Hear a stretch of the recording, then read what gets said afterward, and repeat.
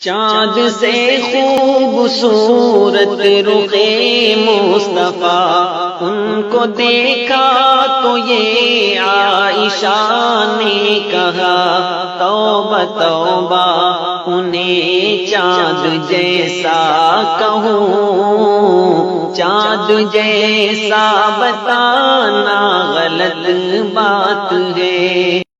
چاند سے خوبصورت رخ مصطفیٰ، ان کو دیکھا تو یہ عائشہ نے کہا توبہ توبہ انہیں چاند جیسا کہوں، چاند جیسا بتانا غلط بات ہے۔